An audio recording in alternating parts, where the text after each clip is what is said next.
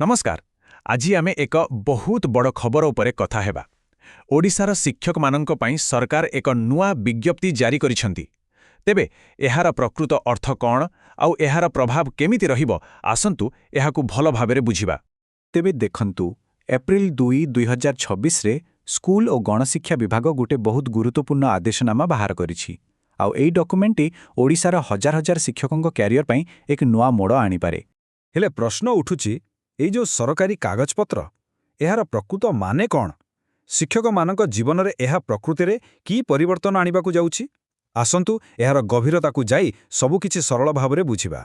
चलंतु आ बुल्लेई बंकेई न कहे सीधा मूल कथाकु आसिबा, कारण एहा एक बहुत बड़ नीतिगत परिवर्तन आउ एहार प्रभाव सीधा सड़क पड़िबो।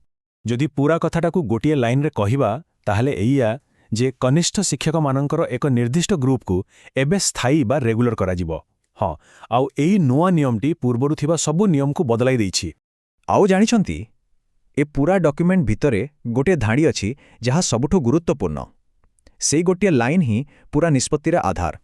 और से धाड़ीटी हेउछि एहीपरि कनिष्ठ शिक्षक स्कीमैटिक मानंकु सेमानंकर योगदान तारीखरु नियमित करा जाइथिबा भाबे विवेचना करा जिवो। एहार सबुठु बड़ कथा हैला एहा पछुआ भावे लागू हेबो, माने जो दिनठु जॉइनिंग होइथिला से दिनठु ही नियमितीकरण को गणा जिवो।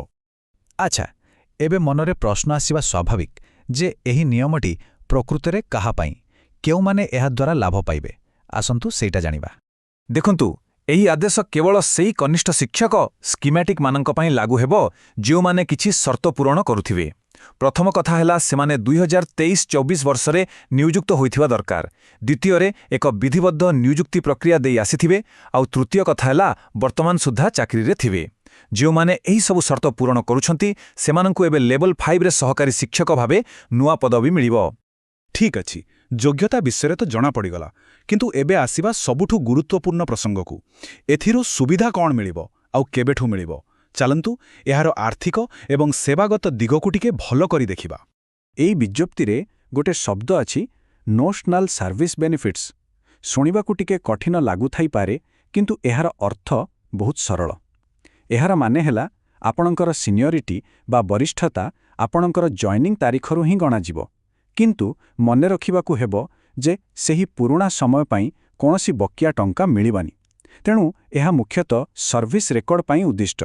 चलंतु एई टेबुल को टिके भल भाबरे देखिबा, कारण एथिरे सबु मुख्य तारीख दिया जाइछि। देखंतु नियमितकरण लागू हेबो योगदान तारीखरु।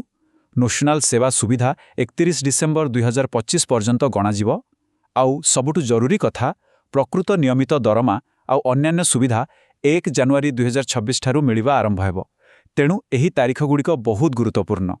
तेबे एही आदेश तो बाहरी गला, किंतु एहा किपरि सरकारी भाबरे कामरे लागू हुए एहार भी गोटे निर्दिष्ट प्रक्रिया रहिछि।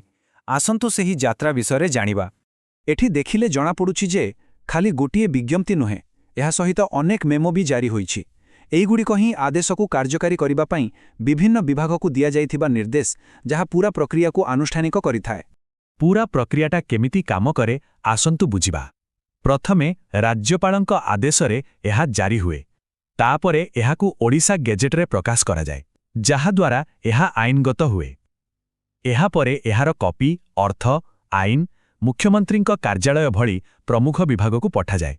शेषरे सबु जिला स्तरर अधिकारींक पाखकु एहा पहुंचे एवं वेबसाइट रे मध्य अपलोड करा जाए। एहीपरि भाबे निष्पत्तिटी सबु स्तररे पहुंची थाए। तो ए सबु प्रक्रिया तो आरंभ होई जाइछि, किंतु शेषरे गोटे बड़ा प्रश्न रही जाउछि।